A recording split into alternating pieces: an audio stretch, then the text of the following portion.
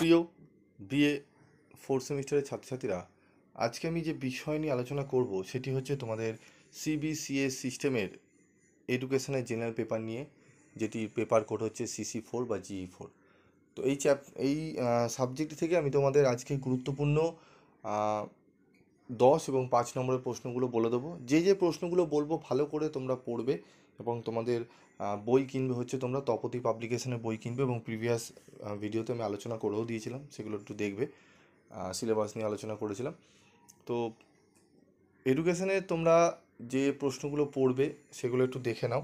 তোমাদের inclusive education, ঠিক আছে, ইনক্লুসিভ এডুকেশন থেকে তোমরা কি কি প্রশ্ন পড়বে সেগুলো আমি একটু আলোচনা করে দিচ্ছি, তোমরা দেখে নাও। তার আগে আমি একটু কথা বলি, তোমরা একটু শুনে নাও যে আমাদের সিলেবাসটি কী রয়েছে। আমি সিলেবাস আগে প্রিভিয়াস ইয়েতে আলোচনা করে দিয়েছিলাম, তবু একটু জাস্ট তোমাদের শর্টে বলবো। 1 মিনিট একটু শুনবে, শুনলেই বুঝতে পারবে। আমাদের 4টে ইউনিটে কিন্তু ইনক্লুসিভ এডুকেশন, সর্বসমাবিষ্ট শিক্ষা কিন্তু ভাগ করা রয়েছে। ইউনিট 1-এ রয়েছে ইনক্লুসিভ ওভারভিউ, 2-এ রয়েছে ডিফারেন্টলি অ্যাবেলড সক্ষমতার বিভিন্ন রূপ, ইউনিট 3-তে রয়েছে সোশ্যাল ডিসেবল, সামাজিকভাবে অক্ষম, এবং ইউনিট 4-এ রয়েছে আমাদের সর্বসমাবিষ্ট সমাজের জন্য শিক্ষামূলক সংস্কার, educational reforms for inclusive society. এই 4টি চ্যাপ্টার যদি আমরা ঠিকমতো করে নিতে পারি, 4টি চ্যাপ্টার থেকে আমরা কিন্তু করে নিলে আমাদের সিলেবাসটি মোটামুটি আমরা কভার করে নিতে পারবো। এবং এই 4টে চ্যাপ্টার মিলিয়ে গুরুত্বপূর্ণ কী কী প্রশ্ন আসতে পারে সেগুলো নিয়ে আজকে আলোচনা করব, তোমরা দেখে নাও। তো যারা নোটস তোমরা কিনেছো তারা নোটস দেখে পড়তে শুরু করে দাও, এবং যারা অনলাইন ক্লাস করছো তারা অনলাইন ক্লাসগুলোতে যেগুলো বলা হচ্ছে সেগুলো তো ফলো করছোই, এবং যারা করছো না তাদের জন্য বিশেষ করে গুরুত্বপূর্ণ প্রশ্ন 5 এবং 10 বলে দিচ্ছি, এবং 2 নম্বরের প্রশ্নগুলো নিয়েও পরবর্তী ভিডিওতে আলোচনা করে দেবো। তো দেখে নাও ইম্পর্টেন্ট কোশ্চেন। প্রথম কোশ্চেন ফার্স্ট চ্যাপ্টার থেকে যেগুলো রয়েছে, অন্তর্ভুক্তিকরণের ধারণা দাও, অন্তর্ভুক্তিমূলক সমাজের প্রয়োজনীয়তা লেখো, অন্তর্ভুক্তিমূলক সমাজ গঠনের উপাদানগুলি আলোচনা করো, অন্তর্ভুক্তিমূলক শিক্ষার বৈশিষ্ট্য ও উদ্দেশ্যগুলি উল্লেখ করো। যেই প্রশ্নের মান সেই প্রশ্নের পাশে দেওয়া রয়েছে, তোমরা দেখে নেবে। অন্তর্ভুক্তি বলতে কী বোঝো, অন্তর্ভুক্তিকরণের বাধাগুলি আলোচনা করো। এই যে 4টি প্রশ্ন পরপর দেখলে, এই 4টি প্রশ্ন কিন্তু হচ্ছে চ্যাপ্টার 1 থেকে, ঠিক আছে, চ্যাপ্টার 1 থেকে তোমরা দেখলেই বুঝতে পারবে। তোমরা বইটি কিনে নেবে, একটু রীতা পাবলিকেশনের বইটি কিনে নেবে, কিনলেই কিন্তু সেখান থেকে তোমরা অনায়াসে পেয়ে যাবে, ঠিক আছে।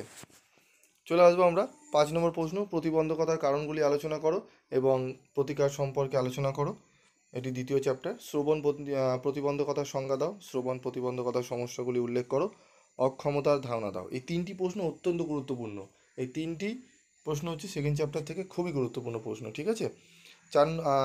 8 নম্বর হচ্ছে দৃষ্টি প্রতিবন্ধকতার কারণ এবং প্রতিরোধ করার উপায়গুলি লেখো, শিখন অক্ষমতার কারণগুলি আলোচনা করো এবং সমস্যাগুলি ব্যাখ্যা করো, বাধামুক্ত পরিবেশ তৈরিতে বিদ্যালয়ের ভূমিকা আলোচনা করো। খুবই গুরুত্বপূর্ণ প্রত্যেকটি প্রশ্ন, বাছাই করা প্রশ্ন, এবং টু দি পয়েন্ট অ্যান্সার যদি ঠিকঠাক করে নিতে পারো, একদম তোমরা কিন্তু ভালো রেজাল্ট এডুকেশনে হামেশাই আমি দেখেছি লেটার মার্কস কিন্তু ওঠে। উত্তরের কোয়ালিটি ভালো হতে হবে, ঠিক আছে।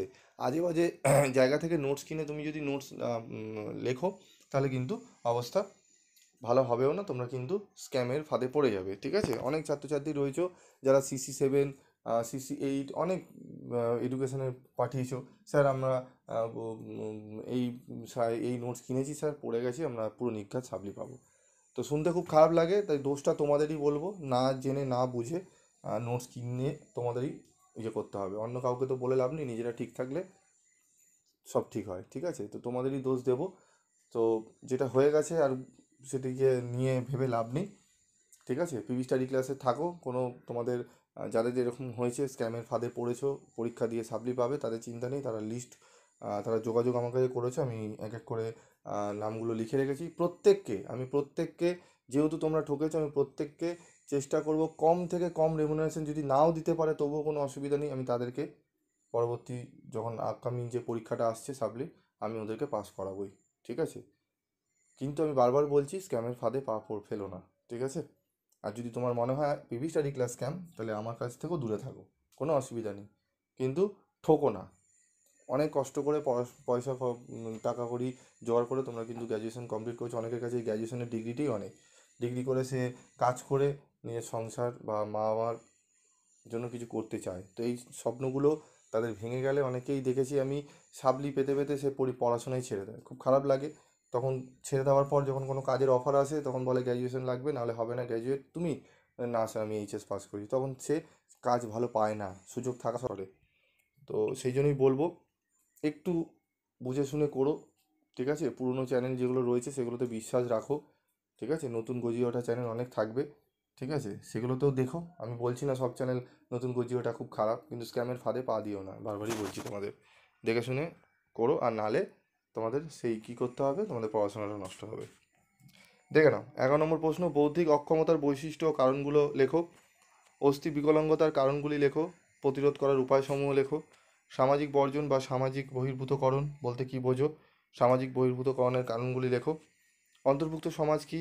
সামাজিক অন্তর্ভুক্তিতে শিক্ষার ভূমিকা আলোচনা করো। এই বিদ্যালয় এবং শিক্ষা খুবই গুরুত্বপূর্ণ। জেন্ডার এবং সেক্সের মধ্যে পার্থক্য লেখো। 5 নম্বরে আসতে পারে প্রশ্নটি, খুবই গুরুত্বপূর্ণ প্রশ্ন। তপশিলি জাতি এসসি ও এসটি কাকে বলে? তপশিলি জাতি ও তপশিলি উপজাতির শিক্ষার উন্নয়নে জাতীয় শিক্ষানীতি 1986 সুপারিশ সমূহ আলোচনা করো। এসসি এসটি কাদের বলা হয়? টিকা লেখো। শিক্ষার প্রসারে অনগ্রসর শ্রেণীর প্রধান সমস্যাগুলি লেখো, কিভাবে তাদের এই সমস্যা সমাধান করা যায়। শান্তিপূর্ণ সহাবস্থান গঠনে শিক্ষার ভূমিকা লেখো। অন্তর্ভুক্ত সমাজ গঠনের যে কোনো দুটি গণমাধ্যমের ভূমিকা আলোচনা করো। তপশিলি জাতি ও তপশিলি উপজাতি কাদের বলা হয়? এটি রিপিট হয়েছে, এসসি এসটি, এদের সামাজিক অন্তর্ভুক্তিকরণে শিক্ষার ভূমিকা। এই যে 21টি মানে 20টি প্রশ্ন, এই 20টি প্রশ্ন যে আমি তোমাদের দিলাম, এই 20টি প্রশ্ন কিন্তু সব চ্যাপ্টার থেকে মিলিয়ে, প্রত্যেকটা চ্যাপ্টার থেকে 5টি করে 4টি করে প্রশ্ন তোমাদের কিন্তু রয়েছে, পরপর রয়েছে। তোমরা দেখলেই বুঝতে পারবে, আমি চ্যাপ্টার নামগুলো ইউনিটগুলো লিখিনি খালি, বাকি আমি পরপর পরপর তোমাদের দিয়ে গেছি।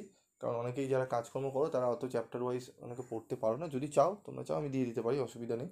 কিন্তু এই যে 20টি প্রশ্ন, 20 থেকে 21টি প্রশ্ন যদি পড়ে যাও, তোমাদের পরীক্ষা ভালো হতে বাধ্য, ঠিক আছে? এবং যদি অ্যান্সার তোমাদের করার সময় না থাকে, তোমরা যদি বই ঘেটে নোটস নিজে না তৈরি করতে পারো, অবশ্যই সেটা চেষ্টা করা উচিত। বই আমি তোমাদের বলে দিলাম নাম, সেই বই অনুযায়ী তোমরা নিজেরাই উত্তরগুলো রেডি করে নিতে পারো। যদি একান্ত না পারো, খুব কম রেমুনারেশনের বিনিময়ে আমি তোমাদের কিন্তু পিভি স্টাডি ক্লাসের নোটস আমি তুলে দিই, ঠিক আছে?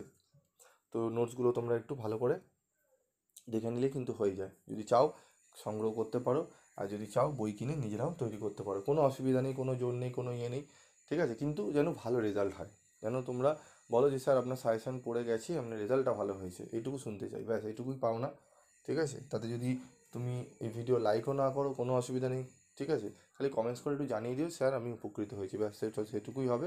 বা সেটাও না জানালে হবে, তুমি গ্রুপেও জানিয়ে দিলে হবে, ঠিক আছে? শুধুমাত্র এইটুকুই বলবো, যাতে ভালো করে তোমরা পড়াশোনাটা করে রেজাল্টটা করতে পারো, যেন সাপ্লি যেন না হয়। সাপ্লি হবে না কেন, সাপ্লি নিশ্চয়ই হয়, ঠিক আছে? এবার ম্যাক্সিমামই ক্ষেত্রে দেখি যে ভালো ভালো স্টুডেন্টরা উত্তর ভালো কোয়ালিটির না পাওয়ার ক্ষেত্রে সাপ্লি পেয়ে যাচ্ছে, তখন খুব খারাপ লাগে। যাই হোক, আজকের মতো এইটুকুই, দেখা হচ্ছে পরবর্তী ভিডিওতে। সকলে ভালো থেকো, সুস্থ থেকো।